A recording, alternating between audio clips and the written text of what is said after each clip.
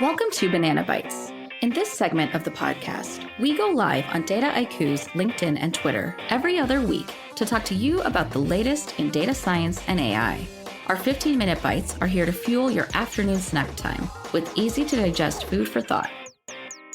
Hi, welcome to Banana Bytes. I'm Trevani, and with me, as always, are Corey and CPM, and we are the Banana Byte crew. Banana Byte crew. And we're here. We are going on a date. We are all three of us right now. We're going to talk about AI all together, all three of us from our separate homes, right? Because that's how you do dating these days, apparently. So if you are interested in all things AI, machine learning, data science, what's hot, what's not in that world, you should check out the Banana Data podcast, which is available wherever you listen to podcasts.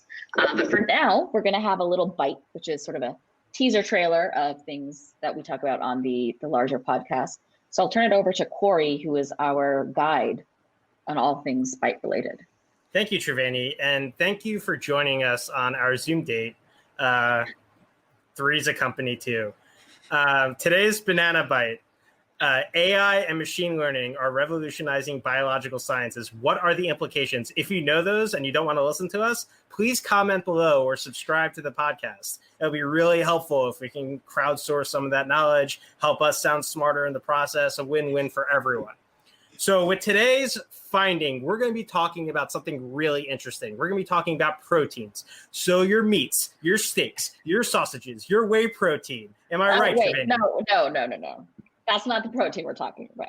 Oh, my bad. You guys have been doing too much watching of bulking up shows or whatever it is. But no, we're actually talking about protein structures, right? So the biology part of this whole thing, which is to say the actual molecular level of a protein, which is embedded in all of life and organic material. I'm sorry, my bad. Chris, you want to take it away and shine some knowledge here? Sure.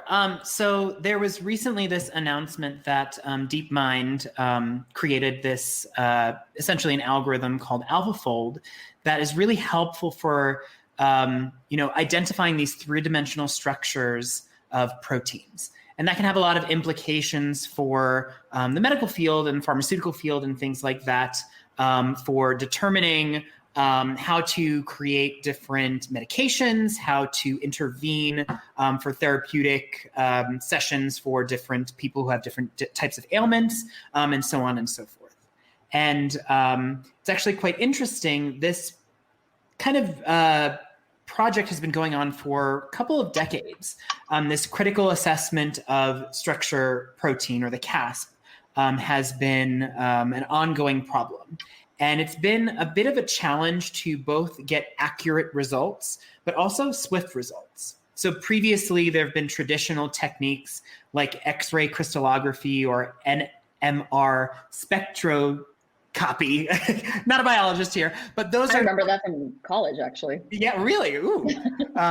But those techniques take place in a lab with traditional kind of biologists or chemists, and take a long time to determine these structures. And sometimes you don't even get conclusive results. So there was a team that was organized to actually apply AI to solve these protein structures. And now you can actually get some of these answers both very accurately and in sometimes a matter of minutes. Yeah, and so this is pretty cool stuff. And I was really excited about this because, like I said, in undergrad, I took a series of courses on genetics and all that fun stuff. And I loved it. I think if I hadn't gone into data science, I would be a geneticist right now, which we wouldn't have a Banana Data podcast. No. The genome podcast. Anyway, but what was exciting for me was oh my God, we solved this problem that my undergrad biology professor would talk about all the time. But I read the articles, and then you start reading the caveats in how people are talking about it. And AI has done some amazing stuff here, but it's not solving the entire problem, right? It's not like cancer is going to be solved from this, maybe down the line, but right now what we have is a really good first step. And I just worry about us going down the rabbit hole of like AI sensationalism and over promising and then under delivering and people feeling overwhelmed. Well, yeah, I mean, I think the interesting thing is that, we're a long way from being able to synthesize accurately a protein fold and then being able to like develop a vaccine on the spot or be able to open up more research to being able to deal with like critical pandemics or diseases or anything along those lines. I do think that it is really interesting that AI in particular was used to be able to, I guess for lack of a better term, speed up the process. The piece that I read particularly from the BBC News, it kind of struck me how in the dark a lot of scientists or the teams that were working on this were in regards to being able to develop and synthesize this process, and how AI was able to do it, for lack of, again, with relative ease. Mm-hmm. So like even though it was a deep learning black box model, it actually kind of white boxed their overall procedures in terms of finding protein structures. Yeah, and I think the question now is like how important this is, because I think, as Triveni, as you mentioned it, like this goes from the way it was presented by the general media that picked this up, and this was like a top headline, not necessarily something that you see every day, as opposed to like the actual meat and the meaning of the definition. Do you want to speak a little bit more, or you, Chris, do you want to speak a little bit more to that, sort of the framing versus the reality of this, and why maybe the media should be a little more careful with how they assess these discoveries? Yeah, sure. So realistically, there was a massive sort of push forward in an intractable problem of sorts. So analyzing these protein sequences to find the folding structure is a really incredibly hard problem. There's literally more configurations of these protein structures than there are atoms in the universe. So actually having an AI system that solves this in a few minutes is actually pretty groundbreaking. But what's not, what's being presented sometimes in the media is that point A, which is solving these protein structures, and point B, possibly developing a vaccine for a global pandemic, they are related, but there is also a significant jump from that point A to point B. So whereas we definitely have made a lot of progress, and there are implications to that for this revolutionized biological algorithm, it's not necessarily leading to that end result that sometimes may be splashed across the headlines. Correlation doesn't equal causation. As always, yes, it does not. Didn't we discuss that last time? Yeah. Or no? Yeah. Okay. All the banana bites kind of blend together in the smoothie of my brain. Mm-hmm. So yeah, I think that like that trade-off of how do you balance like excitement and pushing us forward with like actually reporting the right news is something that we've talked about prior on the podcast. Actually, there was a great episode we did where we interviewed Karen Howe, who's a senior AI reporter for the MIT Tech Review. And really, we kind of dug into these questions. And I think, the excitement around, oh my God, we've solved like protein structure stuff, right? Which for the average person is about as deep as we're going to ever understand it, is really cool. But then, it also becomes one of those things where it's like, oh, some science thing happened, and like, why don't I have flying cars now, right? And so, how do we help people? Like, how do we not only talk about AI among like ourselves, but also broadly, so that we're helping people understand like the actual implications of what's happening. And I think that also then ties into bigger questions around ethics too, because if you say, oh, well, the machine said it and it's magic and you should trust the machine, then we're ignoring all of the potential fallout and negative implications.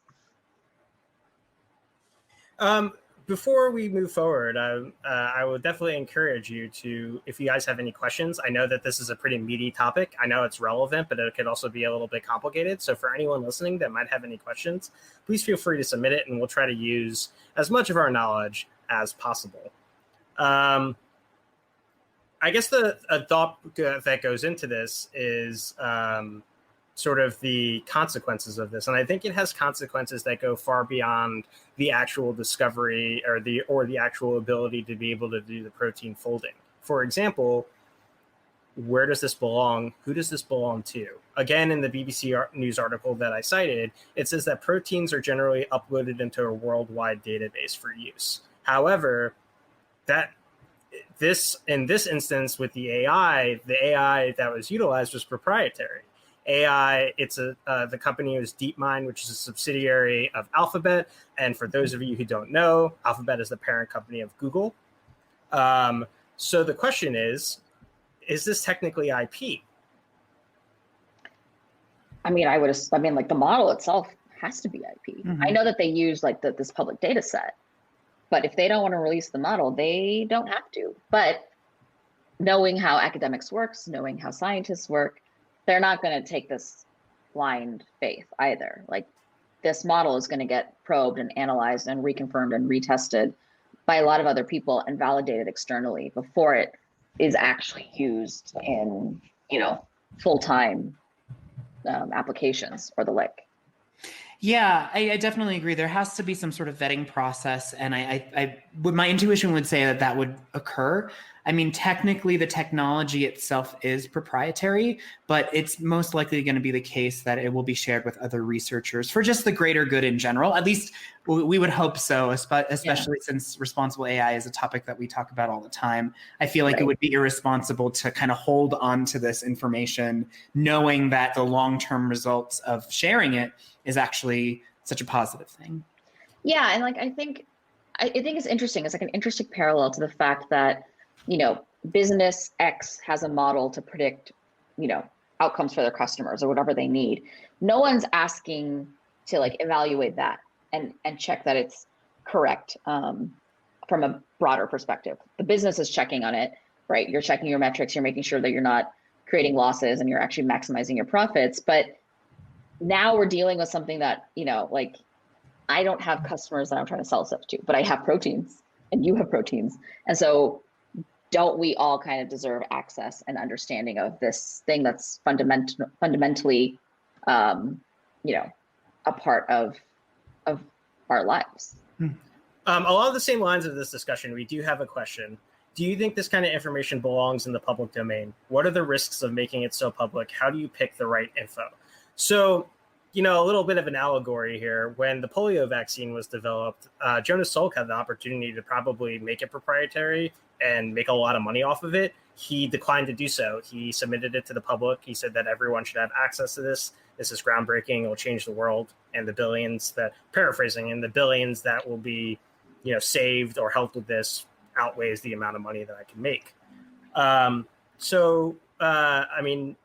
think we have already discussed the benefits of having this public and why some of the steps of like why this should be in the public domain.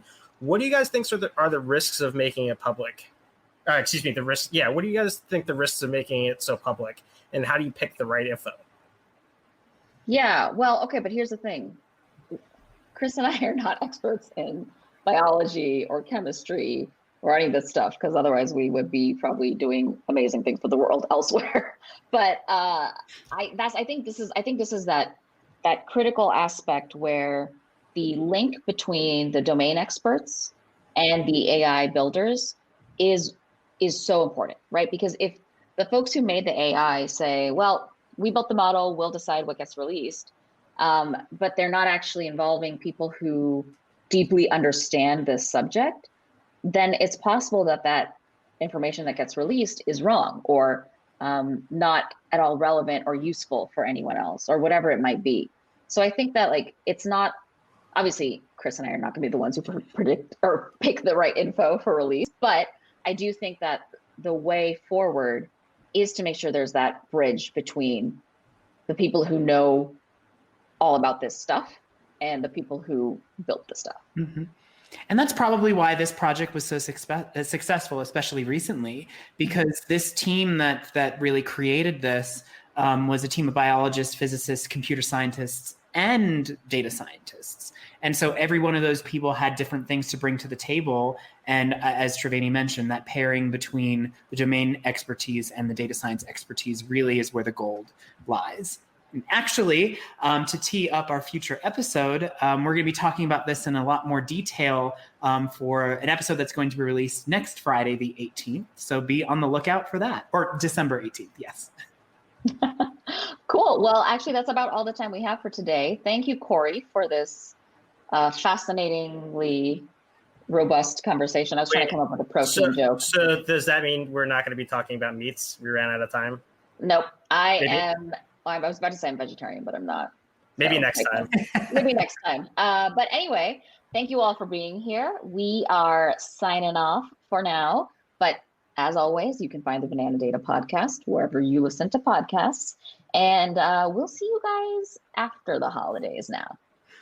Bye. Bye, everyone. And that's all we have for our Banana Bytes today.